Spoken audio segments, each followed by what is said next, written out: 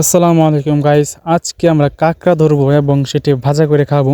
তো জীবনে first time আমরা কাঁকড়া ধরছি। তো আমার বন্ধু শিমুল গর্তের ভিতরে হাত দিয়ে দেখছে সেখানে কাঁকড়া আছে কিনা বা কুচিয়া আছে কিনা। কাঁকড়া দেখ, আজকে কুচিয়া পাওয়া যায় না, আজকে বড় একটা কাঁকড়া, এটা পুরো খামো আজকে। এই যে কোন কাঁকড়া, এই কাঁকড়া সব পুরনো দেখি।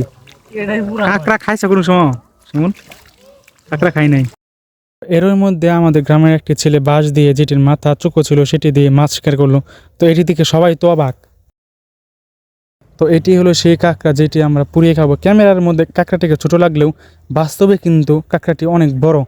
তো আমরা কাঁকড়ার ভিতরে বিভিন্ন প্রকার মশলা দিয়ে কাঁকড়াটিকে মাখালাম এবং আমরা কলা পাতার ভিতরে ভরে কাঁকড়াটিকে এখন পুড়বো। তো কাঁকড়াটিকে পোড়ানোর জন্য শিমুল বন থেকে বিভিন্ন প্রকার কাঠ এবং লাকড়ি আনছে, যেটি দিয়ে আমরা আগুন ধরাবো। সো এরই মধ্যে আমাদের আগুন ধরানো হয়ে গিয়েছে এবং কাঁকড়া পোড়ানোর কাজ চলছে।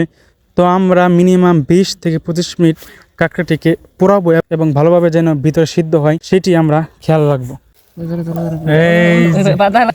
এখানে কই নামে শিরিক এই কাঁকড়া তাড়াতাড়ি খাইবা অবশেষে কাঁকড়া পোড়ানো সে, দেখি কেমন টেস্টি টেস্ট। ফার্স্ট টাইম কাঁকড়া টেস্ট করব আমরা সবাই। মসমসা পুরো মসমসা, মানে সেই মসমস।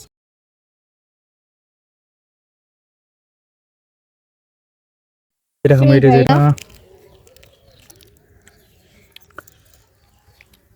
এটা হচ্ছে দেখা মশলা ভালোই টেস্ট আছে। হচ্ছে টেস্ট আছে, ওদের মূল জিনিস।